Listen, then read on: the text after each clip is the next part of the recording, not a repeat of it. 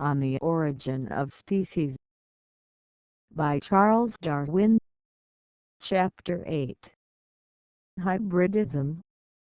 Distinction between the sterility of first crosses and of hybrids.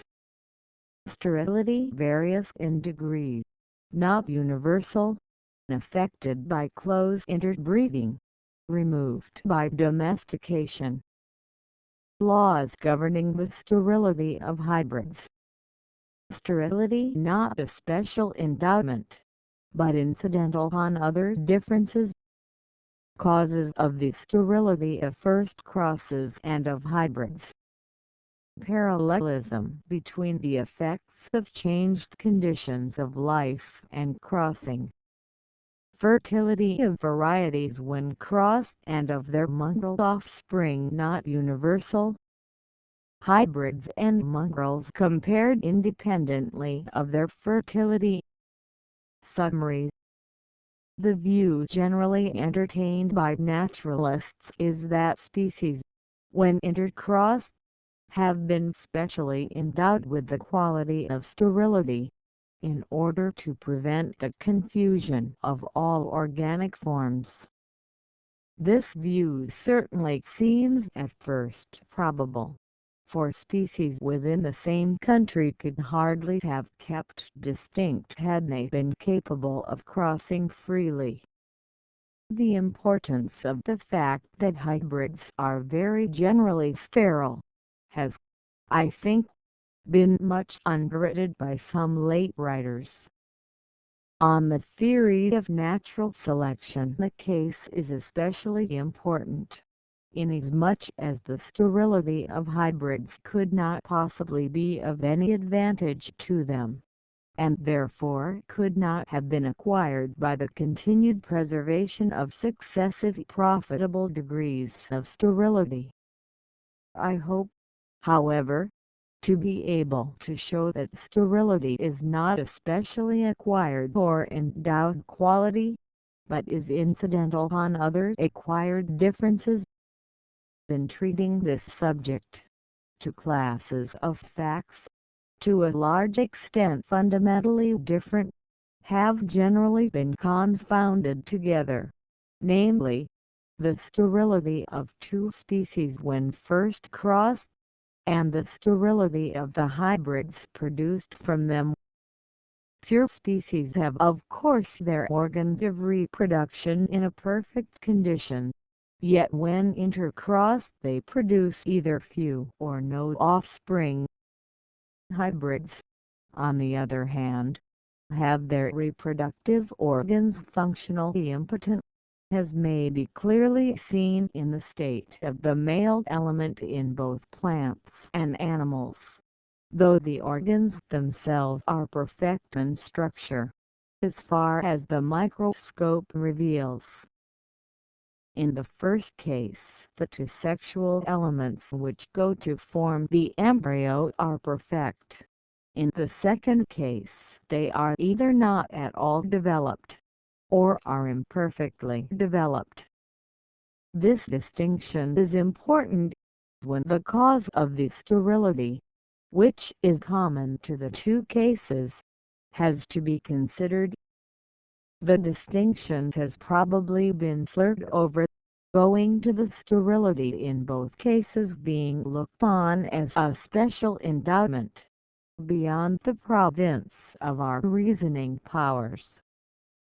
The fertility of varieties, that is of the forms known or believed to have descended from common parents, when intercrossed, and likewise the fertility of their mongrel offspring, is, on my theory, of equal importance with the sterility of species, for it seems to make a broad and clear distinction between varieties and species.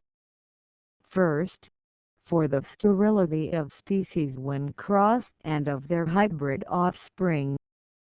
It is impossible to study the several memoirs and works of those two conscientious and admirable observers, Coleridge and Gardner, who almost devoted their lives to this subject, without being deeply impressed with the high generality of some degree of sterility.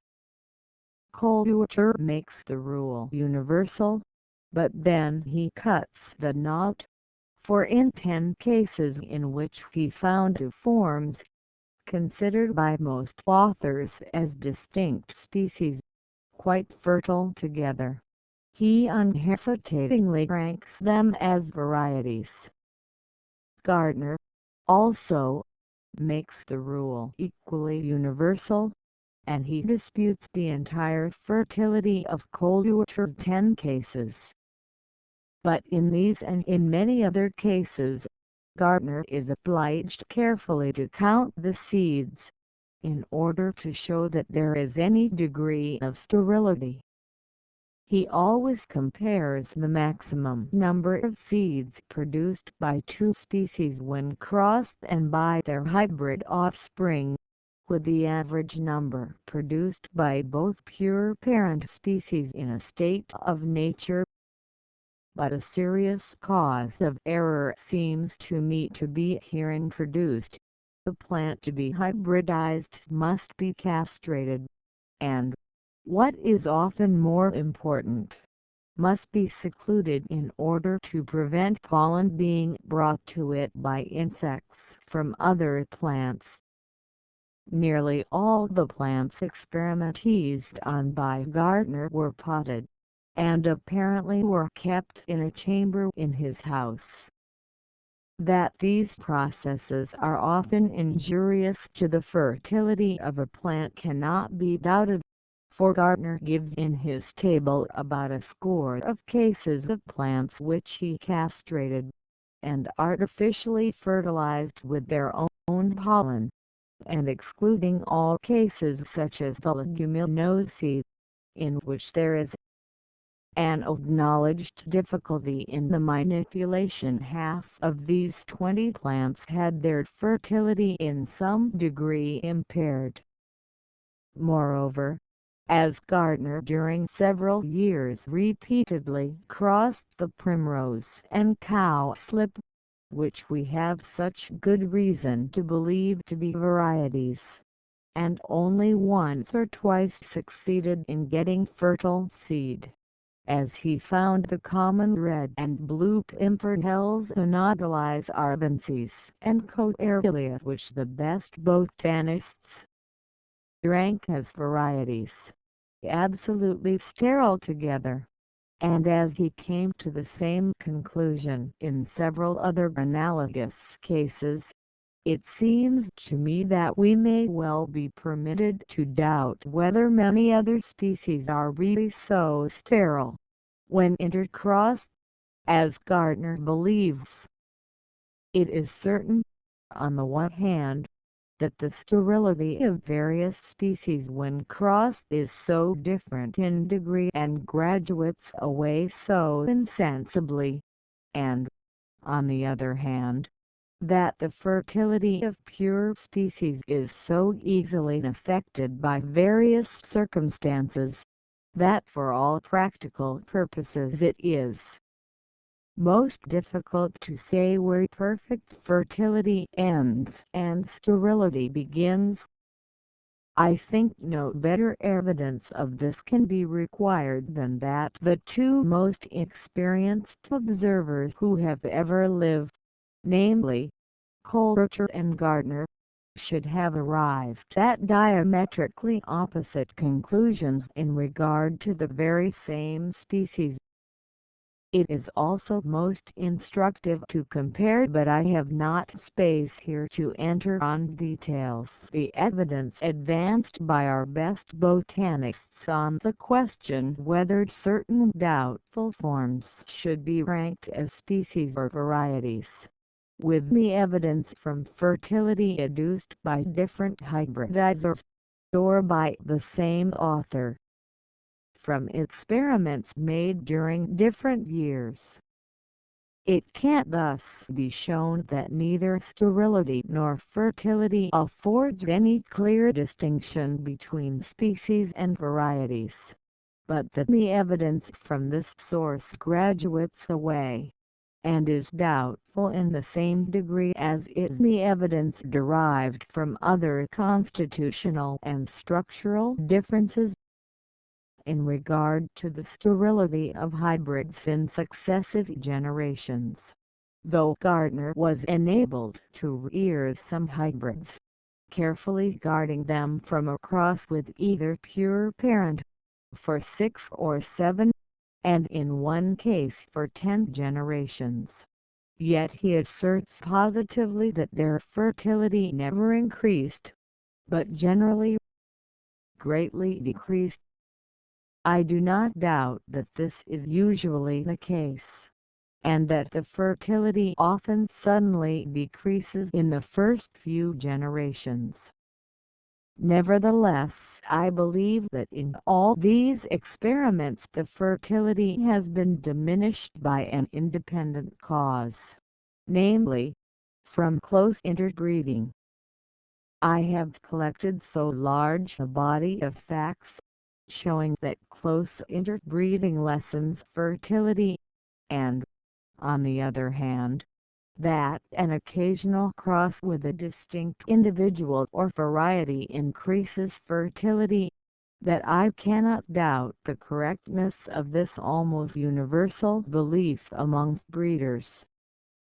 Hybrids are seldom raised by experimentalists in great numbers, and as the parent species, or other allied hybrids, generally grow in the same garden, the visits of insects must be carefully prevented during the flowering season.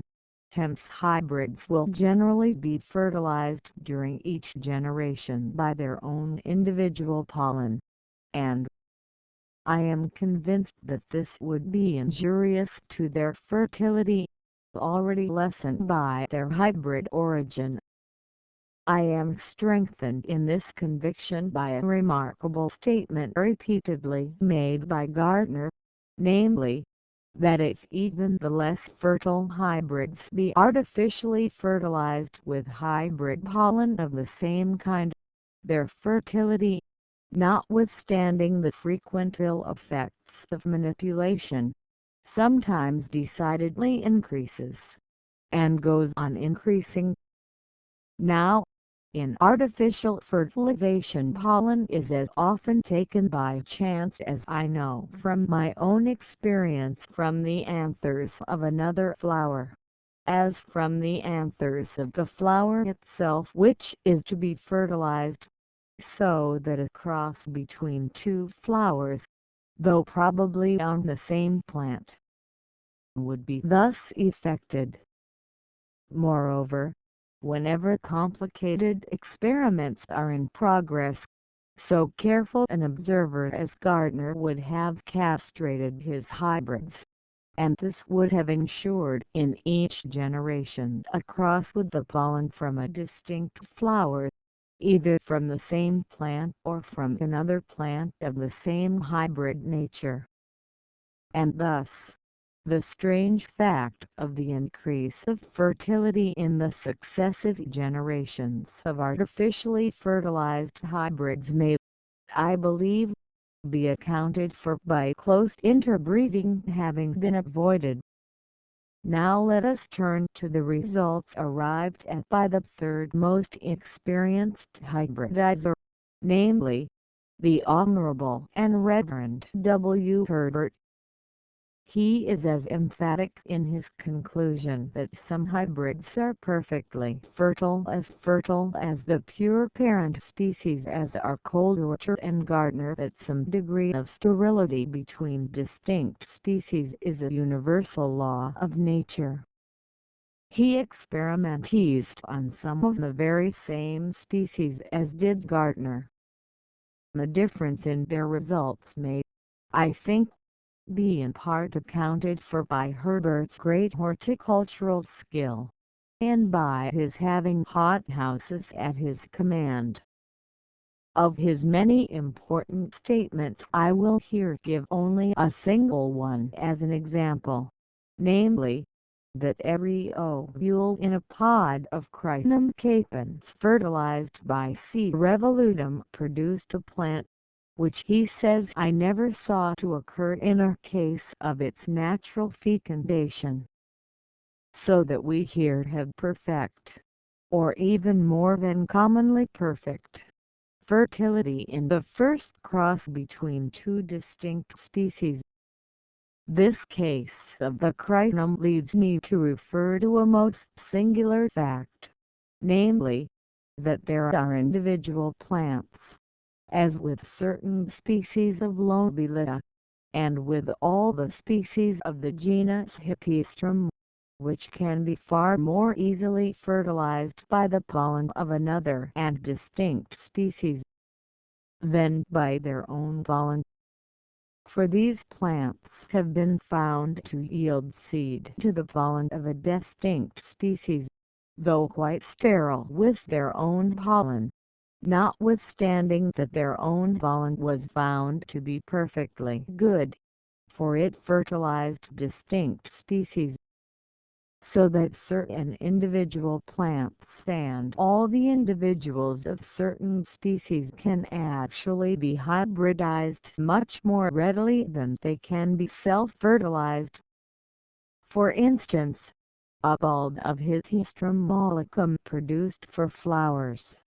3 were fertilized by Herbert with their own pollen, and the 4th was subsequently fertilized by the pollen of a compound hybrid descended from 3 other and distinct species. The result was that the ovaries of the 3 first flowers soon ceased to grow, and after a few days perished entirely, whereas the pod impregnated by the pollen of the hybrid made vigorous growth and rapid progress to maturity, and bore good seed, which vegetated freely. In a letter to me, in 1839, Mr. Herbert told me that he had then tried the experiment during 5 years, and he continued to try it during several subsequent years, and always with the same result. This result has, also, been confirmed by other observers in the case of Hippeastrum with its subgenera, and in the case of some other genera, as Lobelia, Passiflora and Verdascum. Although the plants in these experiments appeared perfectly healthy, and although both the ovules and pollen of the same flower were perfectly good with respect to other species, yet as they were functionally imperfect in their mutual self-action, we must infer that the plants were in an unnatural state. Nevertheless, these facts show on what slight and mysterious causes the lesser or greater fertility of species when crossed, in comparison with the same species when self-fertilized, sometimes depends. The practical experiments of horticulturists, though not made with scientific precision, deserve some notice. It is notorious in how complicated a manner the species of Pelargonium, Fuchsia, Calceolaria, Petunia, Rhododendron, etc., have been crossed, yet many of these hybrids seed freely. For instance, Herbert asserts that a hybrid from Calceolaria integrifolia and Plantaginia, species most widely dissimilar in general habit, reproduced itself as perfectly as if it had been a natural species from the mountains of Chile.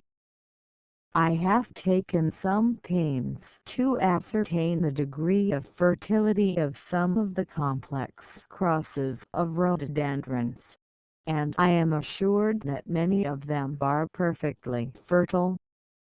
Mr. C. Noble, for instance, informs me that he raises stocks for grafting from a hybrid between Rhododendron ponticum and Cotorbiense, and that this hybrid seeds as freely as it is possible to imagine. Had hybrids, when fairly treated, gone on decreasing in fertility in each successive generation, as Gardner believes to be the case. The fact would have been notorious to nurserymen. Horticulturists raise large beds of the same hybrids, and such alone are fairly treated, for by insect agency the several individuals of the same hybrid variety are allowed to freely cross with each other, and the injurious influence of close interbreeding is thus prevented. Anyone may readily convince himself of the efficiency of insect agency by examining the flowers of the more sterile kinds of hybrid rhododendrons, which produce no pollen, for he will find on their stigmas plenty of pollen brought from other flowers. In regard to animals, much fewer experiments have been carefully tried than with plants. If our systematic arrangements can be trusted, that is if the genera of animals are as distinct from each other as are the genera of plants, then we may infer that animals more widely separated in the scale of nature can be more easily crossed than in the case of plants, but the hybrids themselves are, I think, more sterile. I doubt whether any case of a perfectly fertile hybrid animal can be considered as thoroughly well authenticated. It should, however, be borne in mind that, owing to few animals breeding freely under confinement, few experiments have been fairly tried. For instance, the canary bird has been crossed with 9 of their finches, but as not one of these 9 species breeds freely in confinement, we have no right to expect that the first crosses between them and the canary, or that their hybrids, should be perfectly fertile. Again, with respect to the fertility in successive generations of the more fertile hybrid animals, I hardly know of an instance in which 2 families of the same hybrid have been raised at the same time from different parents, so as to avoid the ill effects of close interbreeding. On the contrary, brothers and sisters have usually been crossed in each successive generation, in opposition to the constantly repeated admonition of every breeder. And in this case, it is not at all surprising that the inherent sterility in the hybrids should have gone on increasing. If we were to act thus, and pair brothers and sisters in the case of any pure animal, which from any cause had the least tendency to sterility, the breed would assuredly be lost in a very few generations. Although I do not know of any thoroughly well authenticated cases of perfectly fertile hybrid animals, I have some reason to believe that the hybrids from Servia lose vaginalis and revicii, and from Phasianus gallicus with P. torquatus and with P. versicolor are perfectly fertile. The hybrids from the common and Chinese geese Cynoides species, which are so different that they are generally ranked in distinct genera, have often bred in this country with either pure parent, and in one single instance they have bred inter southeast.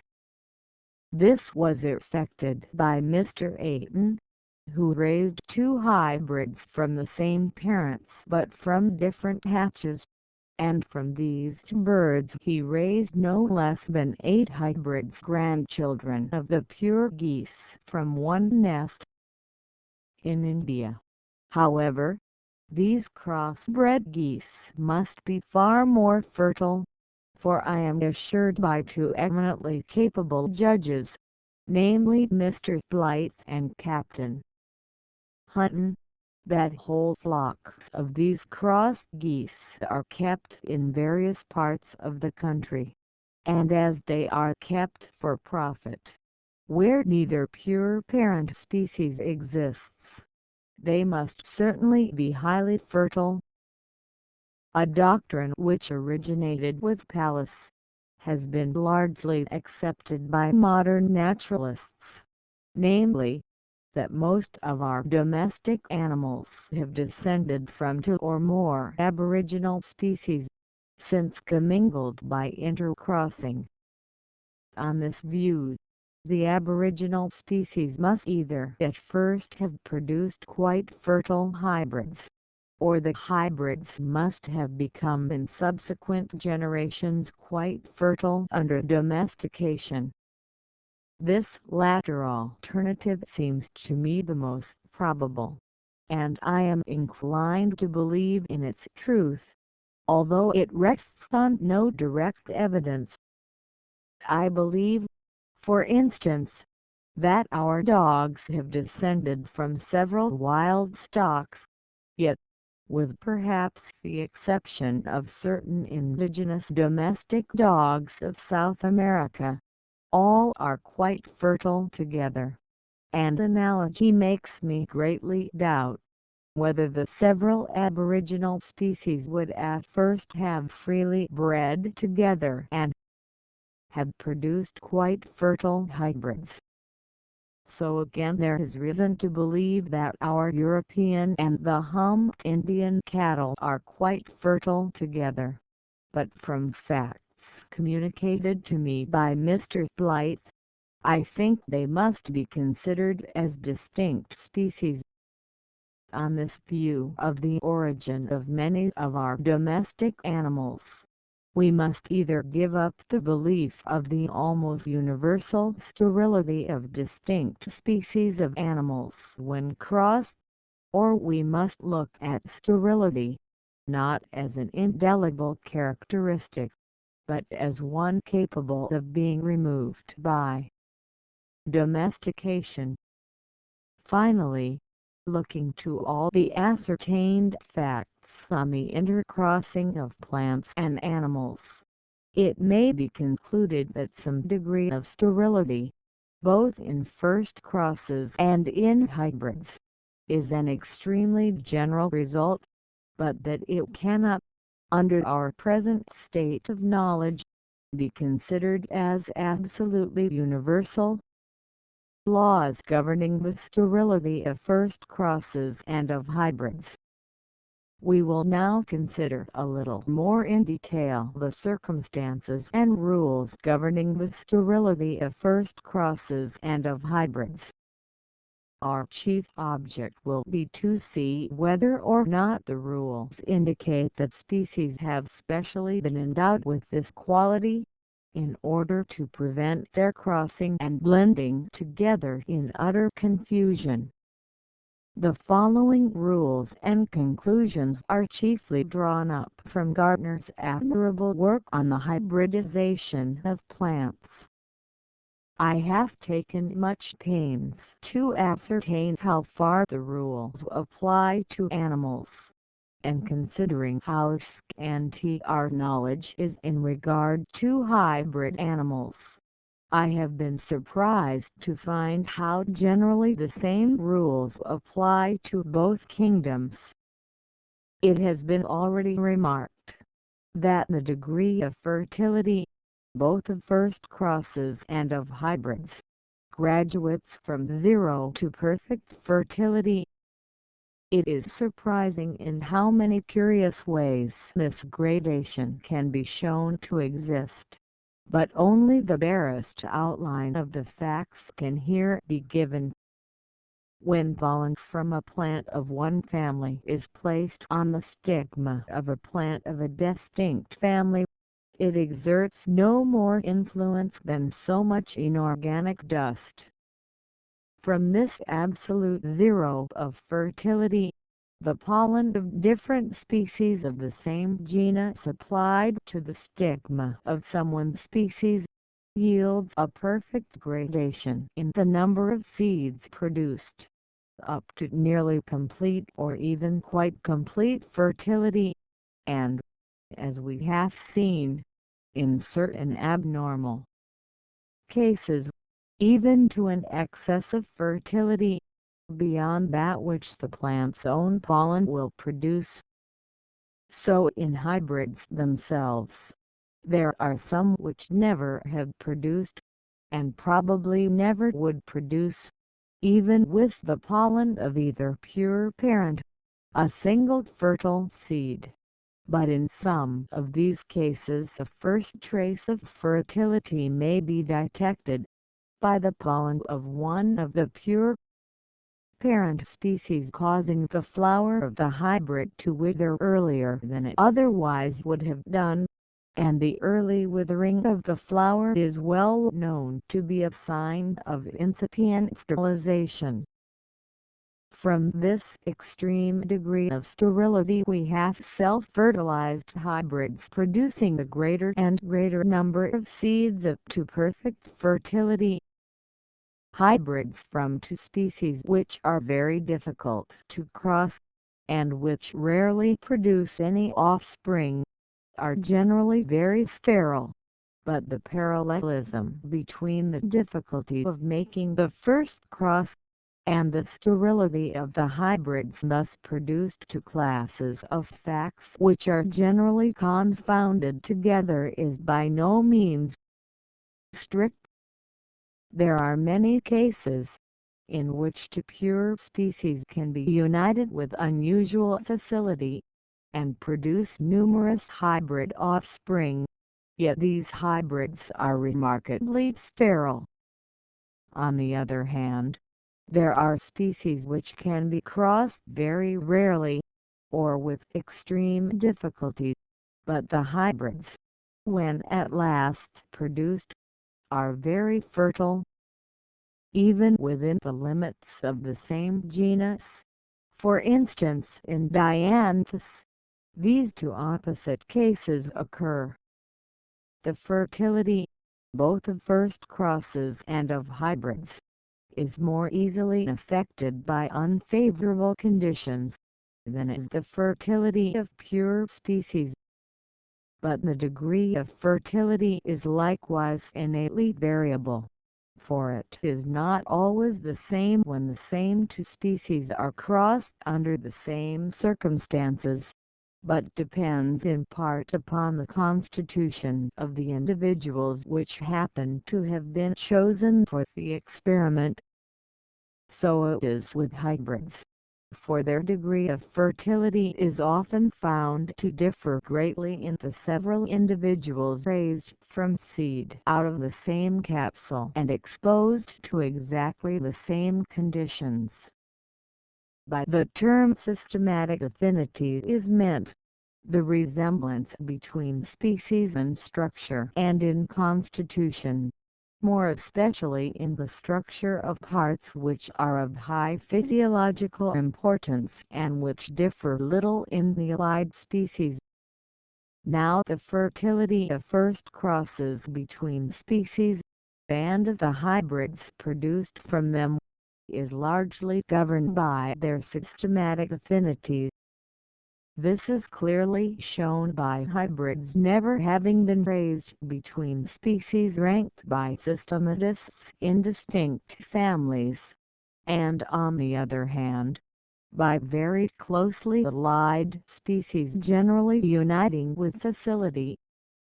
But the correspondence between systematic affinity and the facility of crossing is by no means strict. A multitude of cases could be given of very closely allied species which will not unite, or only with extreme difficulty, and on the other hand of very distinct species which unite with the utmost facility.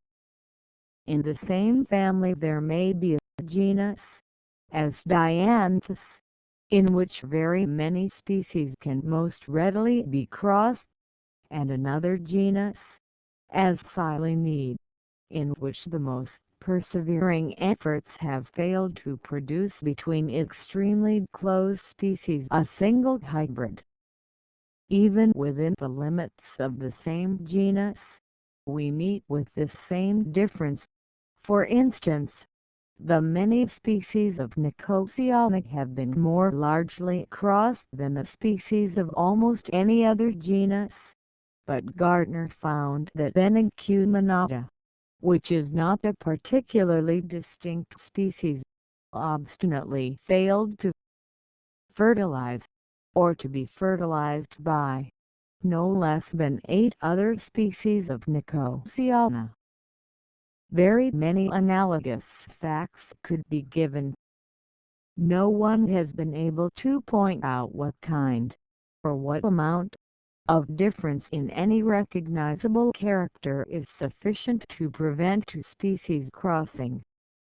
It can be shown that plants most widely different in habit and general appearance, and having strongly marked differences in every part of the flower, even in the pollen, in the fruit, and in the cotyledons, can be crossed.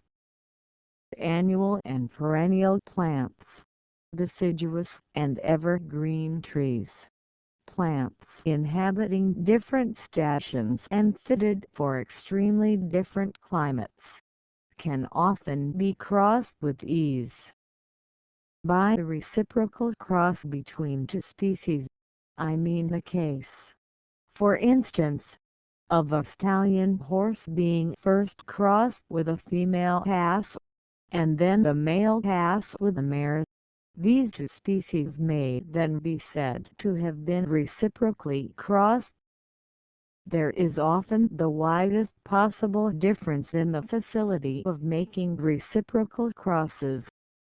Such cases are highly important, for they prove that the capacity in any two species to cross is often completely independent of their systematic affinity, or of any recognizable difference in their whole organization. On the other hand, these cases clearly show that the capacity for crossing is connected with constitutional differences imperceptible by us, and confined to the reproductive system. This difference in the result of reciprocal crosses between the same two species was long ago observed by Coulter. To give an instance, Mirabilis chalapa can easily be fertilized by the pollen of M. longiflora, and the hybrids thus produced are sufficiently fertile, but Coulter tried more than 200 times, during 8 following years, to fertilize reciprocally M. longiflora with the pollen of M. chalapa, and utterly failed. Several other equally striking cases could be given. Thuret has observed the same fact with certain seaweeds or fuci. Gardner, moreover, found that this difference of facility in making reciprocal crosses is extremely common in a lesser degree. He has observed it even between forms so closely related as Mathiola annuus and glabra that many botanists rank them only as varieties. It is also a remarkable fact that hybrids raised from reciprocal crosses, though of course compounded of the very same two species, the one species having first been used as the father and then as the mother, generally differ in fertility in a small, and occasionally in a high degree. Several other singular rules could be given from Gardner. For instance, some species have a remarkable power of crossing with other species. Other species of the same genus have a remarkable power of impressing their likeness on their hybrid offspring, but these two powers do not at all necessarily go together. There are certain hybrids which instead of having, as is usual, an intermediate character between their two parents, always closely resemble one of them. and such hybrids, though externally so like one of their pure parent species, are with rare exceptions extremely sterile. So again, amongst hybrids which are usually intermediate in structure between their parents, exceptional and abnormal individuals sometimes are born, which closely resemble one of their pure parents, and these hybrids are almost always utterly sterile, even when the other hybrids raised from seed from the same capsule have a considerable degree of fertility. These facts show how completely fertility in the hybrid is independent of its external resemblance to either pure parent. Considering the several rules now given, which govern the fertility of first crosses and of hybrids, we see that when forms, which must be considered as good and distinct species, are united, their fertility graduates from zero to perfect fertility, or even to fertility under certain conditions in excess. That their fertility, besides being eminently susceptible to favorable and unfavorable conditions, is innately variable. That it is by no means always the same in degree in the first cross and in the hybrids produced from this cross. That the fertility of hybrids is not related to the degree in which they resemble in external appearance either parent. And lastly, that the facility of making the first cross between any two species is not always governed by their systematic affinity or degree of resemblance to each other. This latter statement is clearly proved by reciprocal crosses between the same two species, for according as the one species or the other is used as the father or the mother, there is generally some difference, and occasionally the widest possible difference, in the facility of effecting an union. The hybrids, moreover, produced from reciprocal crosses often differ in fertility. Now do these complex and singular rules indicate that species have been endowed with sterility simply to prevent their becoming confounded in nature? I think not. For why should the sterility be so extremely different in degree, when various species are crossed, all of which we must suppose it would be equally important to keep from blending together? Why should the degree of sterility be innately variable in the individuals of the same species? Why should some species cross with facility, and yet produce very sterile hybrids, and other species cross with extreme difficulty, and yet produce fairly fertile hybrids? Why should there often be so great a difference in the result of a reciprocal cross between the same two species? Why, it may even be asked, has the production of hybrids been permitted to grant to species the special power of producing hybrids, and then to stop their further propagation by different degrees of sterility, not strictly related to the facility of the first union between their parents? Seems to be a strange arrangement. The foregoing rules and facts, on the other hand, appear to me clearly to indicate that the sterility both of first crosses and of hybrids is simply incidental or dependent on unknown differences, chiefly in the reproductive systems of the species which are crossed, the differences being of so peculiar and limited a nature, that, in reciprocal crosses between two species, the male sexual element of the one will often freely act on the female sexual element of the other, but not in the reversed direction. it will be advisable to explain a little more fully by an example what I mean by sterility being incidental on other differences, and not especially endowed quality.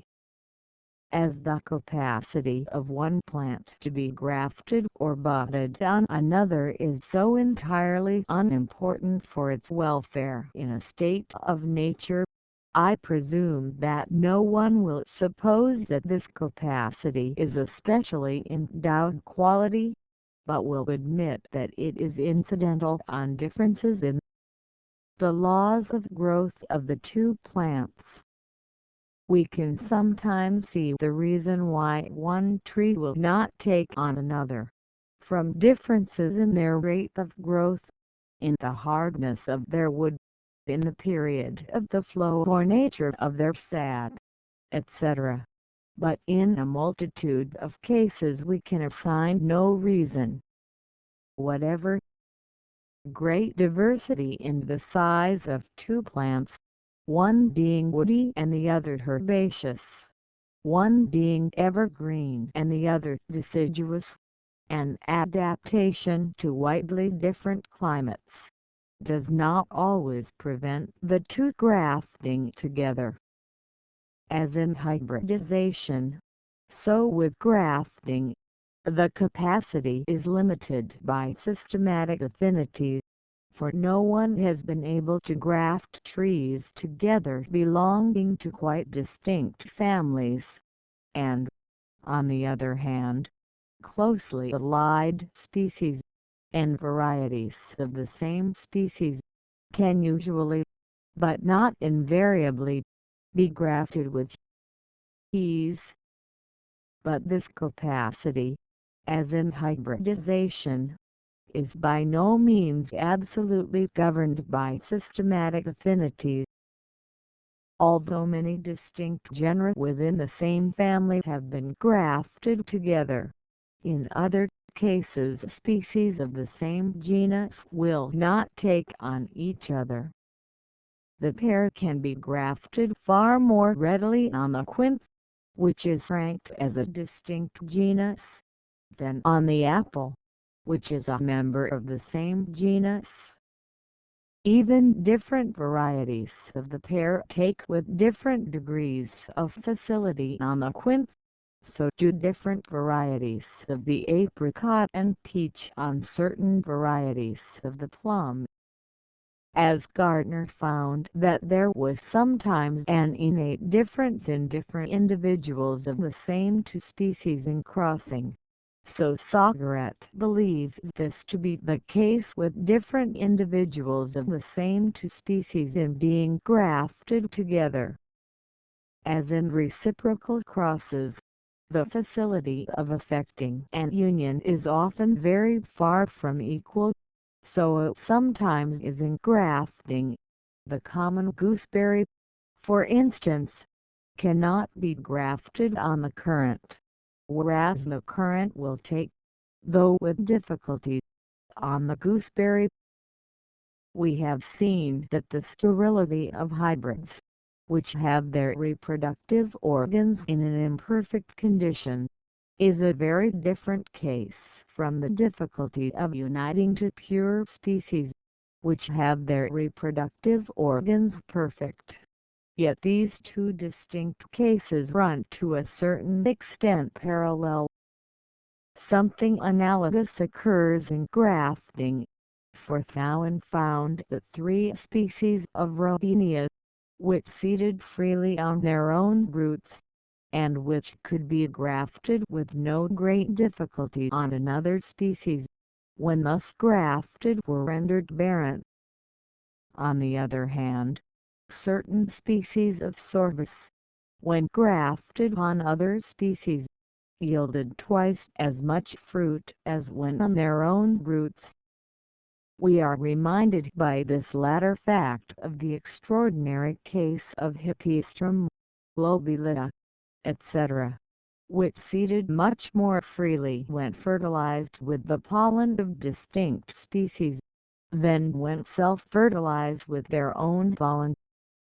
We thus see, that although there is a clear and fundamental difference between the mere adhesion of grafted stocks, and the union of the male and female elements in the act of reproduction, yet that there is a rude degree of parallelism in the results of grafting and of crossing distinct species.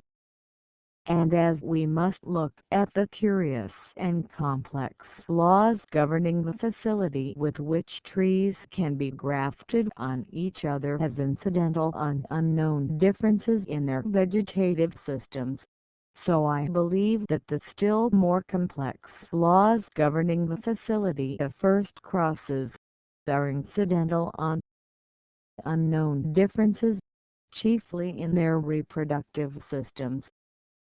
These differences, in both cases, follow to a certain extent, as might have been expected, systematic affinities, by which every kind of resemblance and dissimilarity between organic beings is attempted to be expressed.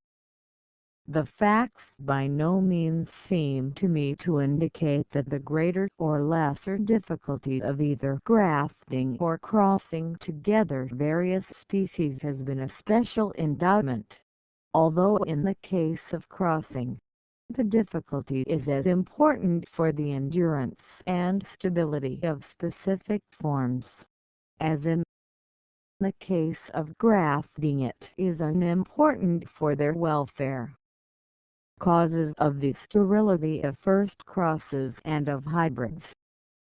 We may now look a little closer at the probable causes of the sterility of first crosses and of hybrids. These two cases are fundamentally different, for, as just remarked, in the union of two pure species the male and female sexual elements are perfect, whereas in hybrids they are imperfect. Even in first crosses, the greater or lesser difficulty in effecting a union apparently depends on several distinct causes. There must sometimes be a physical impossibility in the male element reaching the ovule, as would be the case with a plant having a pistil too long for the pollen tubes to reach the ovarium. It has also been observed that when pollen of one species is placed on the stigma of a distantly allied species, though the pollen tubes protrude, they do not penetrate the stigmatic surface. Again, the male element may reach the female element, but be incapable of causing an embryo to be developed, as seems to have been the case with some of Thurrett's experiments on fusi. No explanation can be given of these facts, any more than why certain trees cannot be grafted on others. Lastly, an embryo may be developed, and then perish at an early period. This latter alternative has not been sufficiently attended to, but I believe, from observations communicated to me by Mr. Hewitt, who has had great experience in hybridizing gallinaceous birds, that was the early death of the embryo is a very frequent cause of sterility in first crosses. I was at first very unwilling to believe in this view, as hybrids, when once born, are generally healthy and long-lived, as we see in the case of the common mule. Hybrids, however, are differently circumstanced before and after birth. When born and living in a country where their two parents can live, they are generally placed under suitable conditions of life. But a hybrid partakes of only half of the nature and constitution of its mother, and therefore before birth, as long as it does nourish within its mother's womb or within the egg or seed produced by the mother, it may be exposed to conditions in some degree unsuitable, and, consequently be liable to perish at an early period, more especially as all very young beings seem eminently sensitive to injurious or unnatural conditions of life. In regard to the sterility of hybrids, in which the sexual elements are imperfectly developed, the case is very different. I have more than once alluded to a large body of facts, which I have collected, showing that when animals and plants are removed from their natural conditions, they are extremely liable to have their reproductive systems seriously affected. This, in fact, is the great bar to the domestication of animals. Between the sterility thus superinduced and that of hybrids, there are many points of similarity. In both cases the sterility is independent of general health, and is often accompanied by excess of size or great luxuriance. In both cases, the sterility occurs in various degrees. In both, the male element is the most liable to be affected, but sometimes the female more than the male. In both, the tendency goes to a certain extent with systematic affinity, for whole groups of animals and plants are rendered impotent by the same unnatural conditions, and whole groups of species tend to produce sterile hybrids. On the other hand, one species in a group will sometimes resist great changes of conditions with unimpaired fertility, and certain species in a group will produce unusually fertile hybrids. No one can tell, till he tries, whether any particular animal will breed under confinement or any plant seed freely under culture, nor can he tell, till he tries, whether any two species of a genus will produce more or less sterile hybrids. Lastly, when organic beings are placed during several generations under conditions not natural to them, they are extremely liable to vary, which is due, as I believe, to their reproductive systems having been specially affected, though in a lesser degree than when sterility ensues. So it is with hybrids, for hybrids in successive generations are eminently liable to vary, as every experimentalist has observed. Thus we see that when organic beings are placed under new and unnatural conditions, and when hybrids are produced by the unnatural crossing of two species, the reproductive system, independently of the general state of health, is affected by sterility in a very similar manner. In the one case, the conditions of life have been disturbed, though often in so slight a degree as to be inappreciable by us.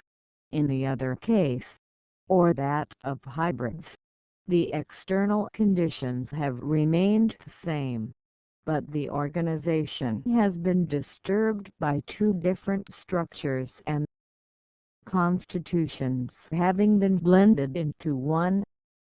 For it is scarcely possible that two organizations should be compounded into one, without some disturbance occurring in the development, or periodical action, or mutual relation of the different parts and organs one to another, or to the conditions of life. When hybrids are able to breed inter-southeast, they transmit to their offspring from generation to generation the same compounded organization, and hence we need not be surprised that their sterility, though in some degree variable, rarely diminishes. It must, however, be confessed that we cannot understand, excepting on vague hypotheses, several facts with respect to the sterility of hybrids. For instance, the unequal fertility of hybrids produced from reciprocal crosses, or the increased sterility in those hybrids which occasionally and exceptionally resembled closely either pure parent.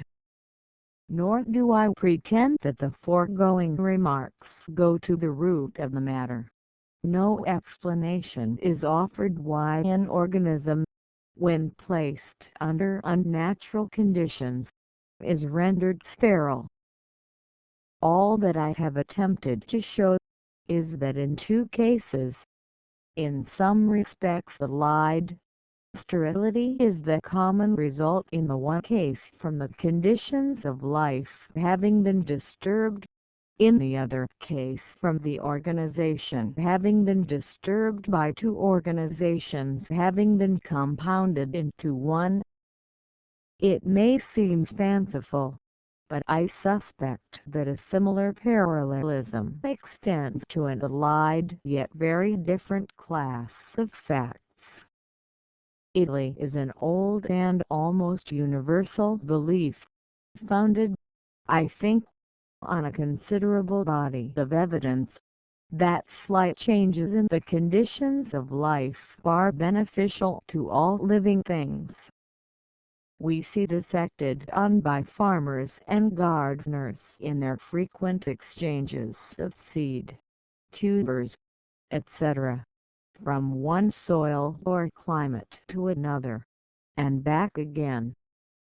During the convalescence of animals, we plainly see that great benefit is derived from almost any change in the habits of life. Again, both with plants and animals, there is abundant evidence that a cross between very distinct individuals of the same species, that is between members of different strains or subbreeds, gives vigor and fertility to the offspring. I believe, indeed, from the facts alluded to in our fourth chapter, that a certain amount of crossing is indispensable even with hermaphrodites, and that close interbreeding continued during several generations between the nearest relations, especially if these be kept under the same conditions of life, always induces weakness and sterility in the progeny. Hence it seems that, on the one hand, slight changes in the conditions of life benefit all organic beings, and on the other hand, that slight crosses, that is crosses between the males and females of the same species which have varied and become slightly different, give vigor and fertility to the offspring. But we have seen that greater changes, or changes of a particular nature, often render organic beings in some degree sterile, and that greater crosses, that is crosses between males and females which have become widely or specifically different, produce hybrids which are generally sterile in some degree. I cannot persuade myself that this parallelism is an accident or an illusion. Both series of facts seem to be connected together by some common but unknown bond, which is essentially related to the principle of life. Fertility of varieties when crossed, and of their mongrel offspring. It may be urged, as a most forcible argument, that there must be some essential distinction between species and varieties, and that there must be some error in all the foregoing remarks, inasmuch as varieties, however much they may differ from each other in external appearance, cross with perfect facility, and yield perfectly fertile offspring. I fully admit that this is almost invariably the case. But if we look to varieties produced under nature, we are immediately involved in hopeless difficulties. For if two hitherto reputed varieties be found in any degree sterile together, they are at once ranked by most naturalists as species. For instance, the blue and red pimpernel, the primrose and cowslip, which are considered by many of our best botanists as varieties, are said by Gardner not to be quite fertile when crossed, and he consequently ranks them as undoubted species. If we thus argue in a circle, the fertility of all varieties produced under nature will assuredly have to be granted.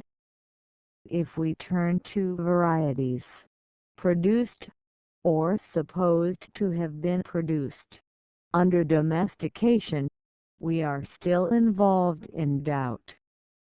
For when it is stated, for instance, that the German Spitz dog unites more easily than other dogs with foxes, or that certain South American indigenous domestic dogs do not readily cross with European dogs, the explanation which will occur to everyone, and probably the true one, is that these dogs have descended from several aboriginally distinct species.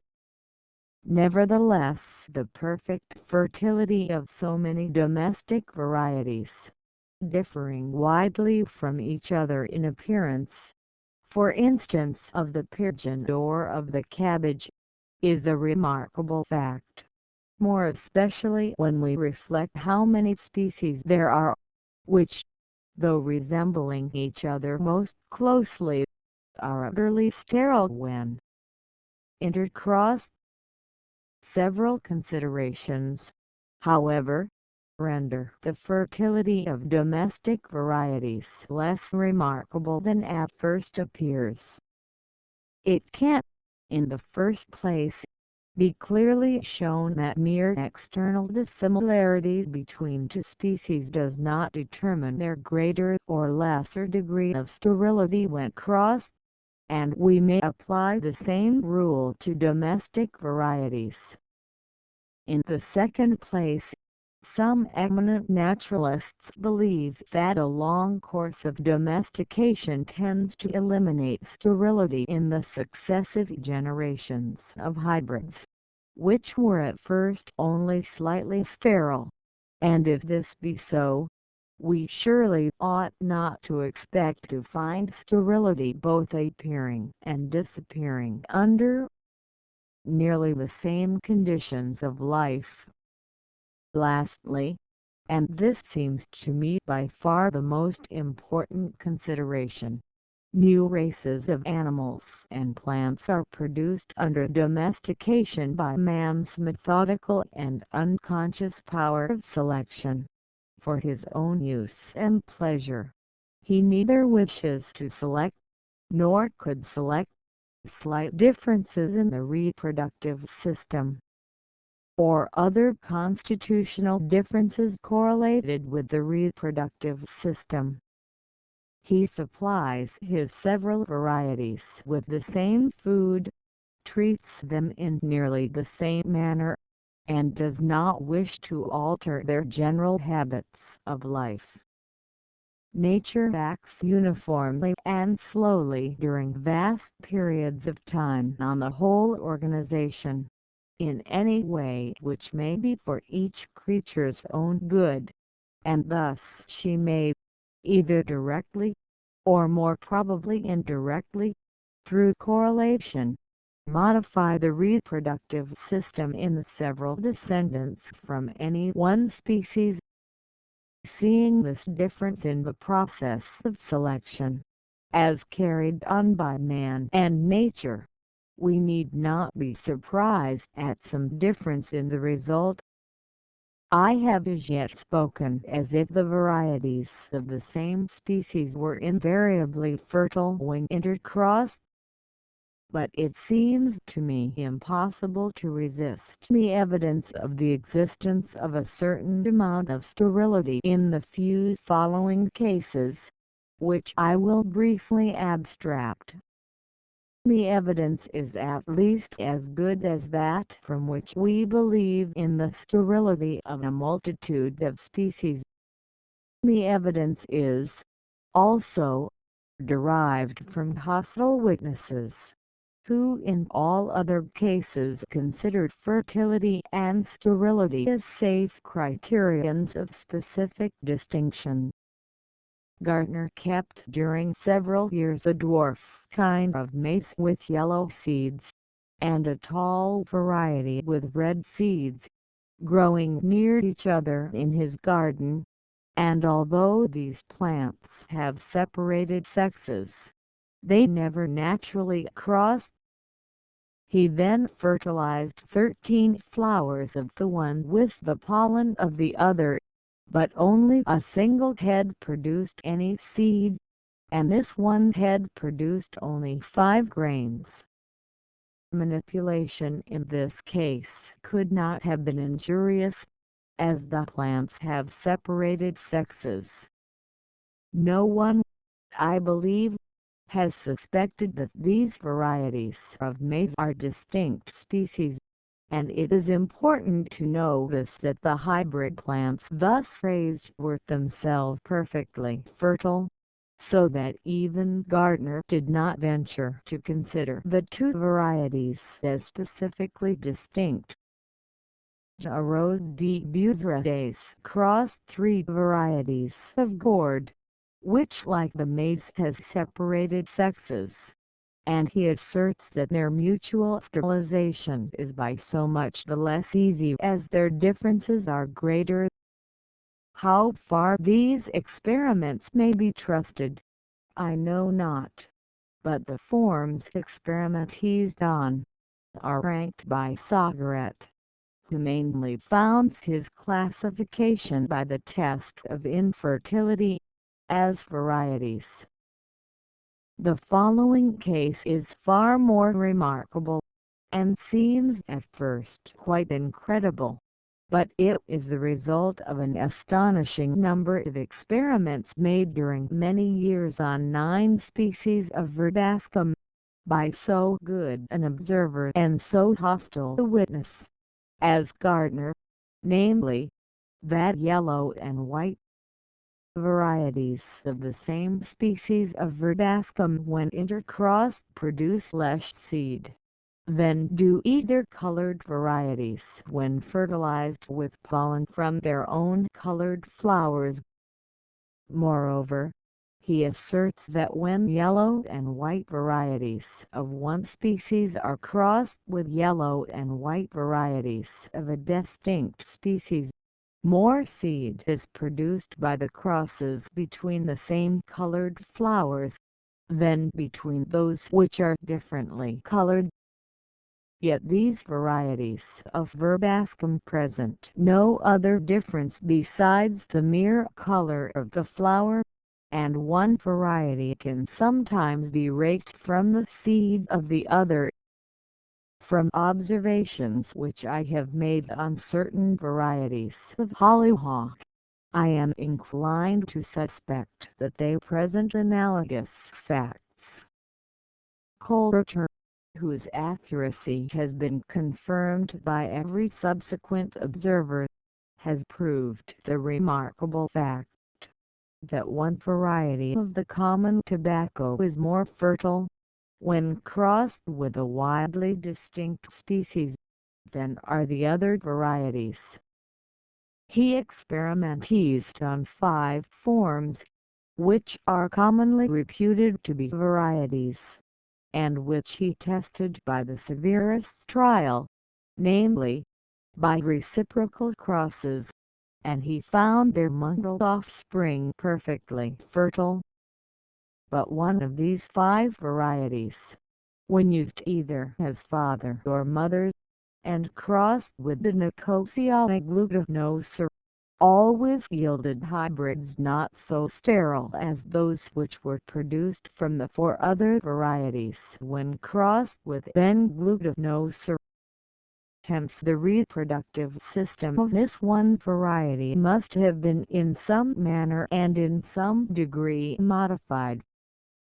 From these facts, from the great difficulty of ascertaining the infertility of varieties in a state of nature, for a supposed variety if infertile in any degree would generally be ranked as species, from man selecting only external characters in the production of the most distinct domestic varieties, and from not wishing or being able to produce recondite and functional differences in the reproductive system.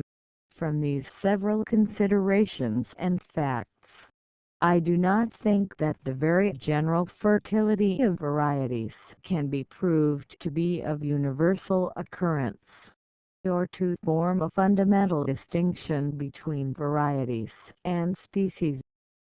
The general fertility of varieties does not seem to me sufficient to overthrow the view which I have taken with respect to the very general, but not invariable, sterility of first crosses and of hybrids, namely, that it is not a special endowment, but is incidental on slowly acquired modifications, more especially in the reproductive systems of the forms which are crossed. Hybrids and mongrels compared, independently of their fertility, independently of the question of fertility, the offspring of species when crossed and of varieties when crossed may be compared in several other respects. Gardner, whose strong wish was to draw a marked line of distinction between species and varieties, could find very few and, as it seems to me, quite unimportant differences between the so-called hybrid offspring of species and the so-called mongrel offspring of varieties. And, on the other hand, they agree most closely in very many important respects. I shall here discuss this subject with extreme brevity. The most important distinction is, that in the first generation mongrels are more variable than hybrids, but Gardner admits that hybrids from species which have long been cultivated are often variable in the first generation, and I have myself seen striking instances of this fact. Gardner further admits that hybrids between very closely allied species are more variable than those from very distinct species, and this shows that the difference in the degree of variability graduates away. When mongrels and the more fertile hybrids are propagated for several generations, an extreme amount of variability in their offspring is notorious, but some few cases both of hybrids and mongrels long retaining uniformity of character could be given. The variability, however, in the successive generations of mongrels is, perhaps, greater than in hybrids. This greater variability of mongrels than of hybrids does not seem to me at all surprising, for the parents of mongrels are varieties, and mostly domestic varieties, very few experiments having been tried on natural varieties, and this implies in most cases that there has been recent variability, and therefore we might expect that such variability would often continue and be superadded to that arising from the mere act of crossing. The slight degree of variability in hybrids from the first cross or in the first generation, in contrast with their extreme variability in the succeeding generations, is a curious fact and deserves attention. for it bears on and corroborates the view which I have taken on the cause of ordinary variability, namely, that it is due to the reproductive system being eminently sensitive to any change in the conditions of life, being thus often rendered either impotent or at least incapable of its proper function of producing offspring identical with the parent form. Now hybrids in the first generation are descended from species excluding those long cultivated which have not had their reproductive systems in any way affected, and they are not variable.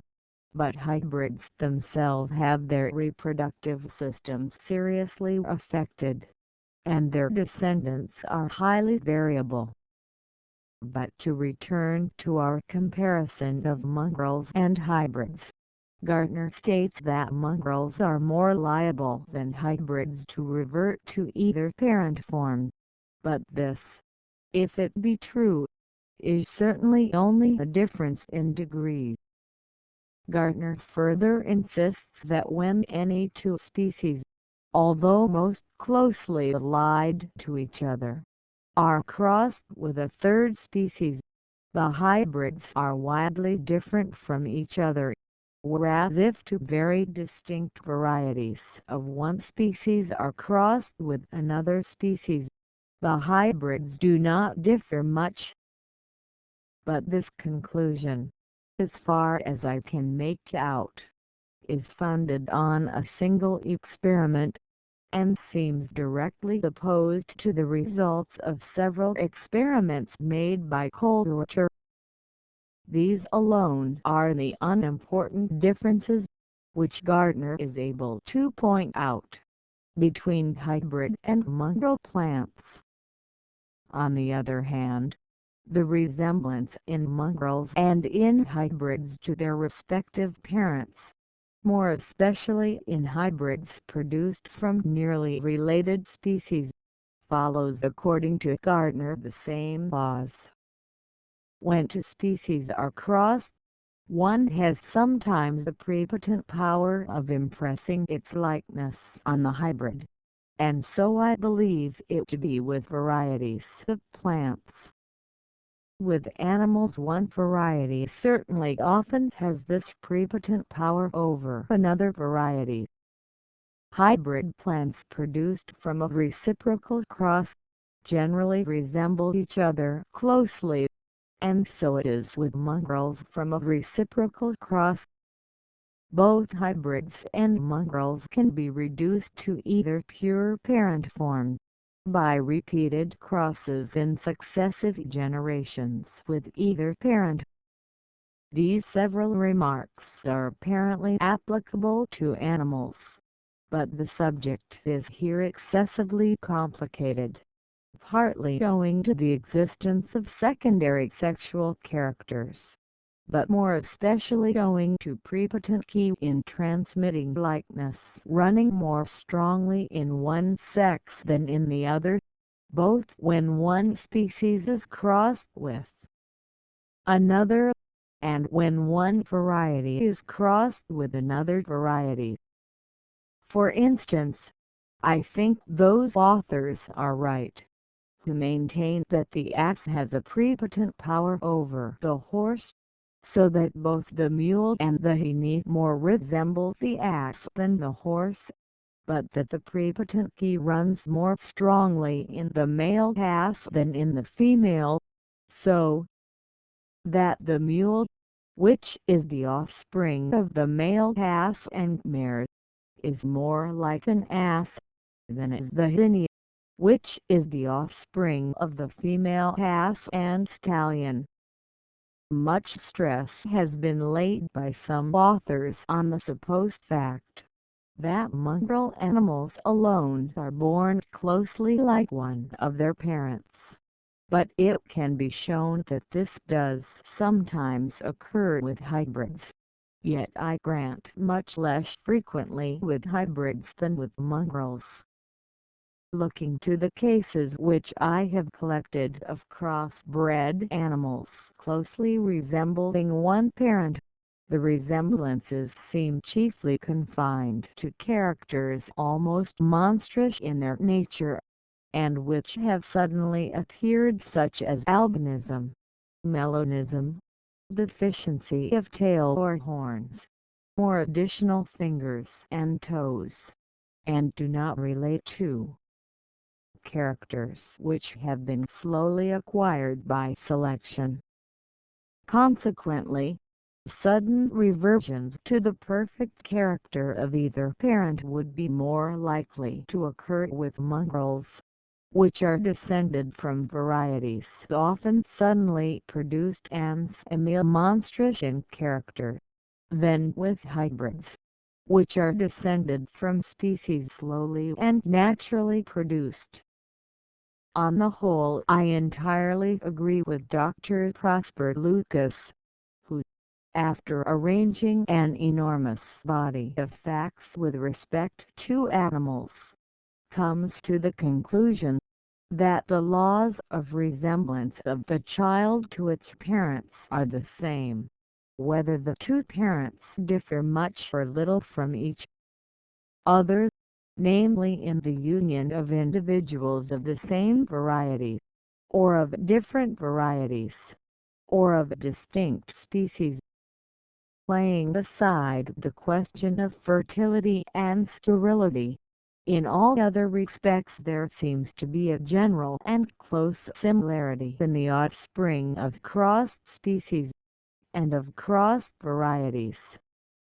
If we look at species as having been specially created, and at varieties as having been produced by secondary laws, this similarity would be an astonishing fact. But it harmonizes perfectly with the view that there is no essential distinction between species and varieties. Summary of chapter. First, crosses between forms sufficiently distinct to be ranked as species, and their hybrids, are very generally, but not universally, sterile. The sterility is of all degrees, and is often so slight that the two most careful experimentalists who have ever lived have come to diametrically opposite conclusions in ranking forms by this test. The sterility is innately variable in individuals of the same species, and is eminently susceptible of favorable and unfavorable conditions. The degree of sterility does not strictly follow systematic affinity, but is governed by several curious and complex laws. It is generally different, and sometimes widely different, in reciprocal crosses between the same two species. It is not always equal in degree in a first cross and in the hybrid produced from this cross. In the same manner as in grafting trees, the capacity of one species or variety to take on another is incidental on generally unknown differences in their vegetative systems. So in crossing, the greater or less facility of one species to unite with another is incidental on unknown differences in their reproductive systems. There is no more reason to think that species have been specially endowed with various degrees of sterility to prevent them crossing and blending in nature, than to think that trees have been specially endowed with various and somewhat analogous degrees of difficulty in being grafted together in order to prevent them becoming inarched in our forests. The sterility of first crosses between pure species, which have their reproductive systems perfect, seems to depend on several circumstances, in some cases largely on the early death of the embryo. The sterility of hybrids, which have their reproductive systems imperfect, and which have had this system and their whole organization disturbed by being compounded of two distinct species, seems closely allied to that sterility which so frequently affects pure species, when their natural conditions of life have been disturbed. This view is supported by a parallelism of another kind, namely, that the crossing of forms only slightly different is favorable to the vigor and fertility of their offspring, and that slight changes in the conditions of life are apparently favorable to the vigor and fertility of all organic beings. It is not surprising that the degree of difficulty in uniting two species, and the degree of sterility of their hybrid offspring should generally correspond, though due to distinct causes, for both depend on the amount of difference of some kind between the species which are crossed.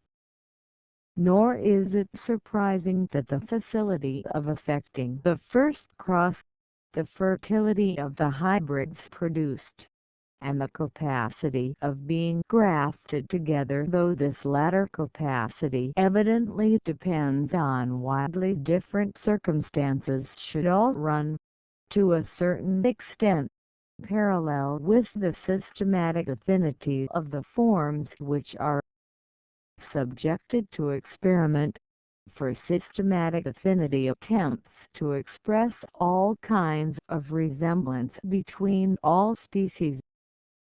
First, crosses between forms known to be varieties, or sufficiently alike to be considered as varieties, and their mongrel offspring, are very generally, but not quite universally, fertile.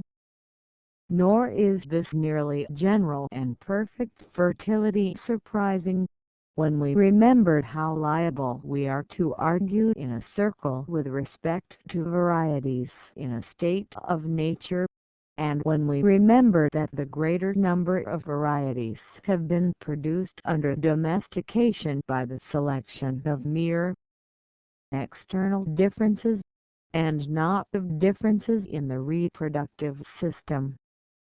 In all other respects, excluding fertility, there is a close general resemblance between hybrids and mongrels. Finally, then, the facts briefly given in this chapter do not seem to me opposed to, but even rather to support the view, that there is no fundamental distinction between species and varieties.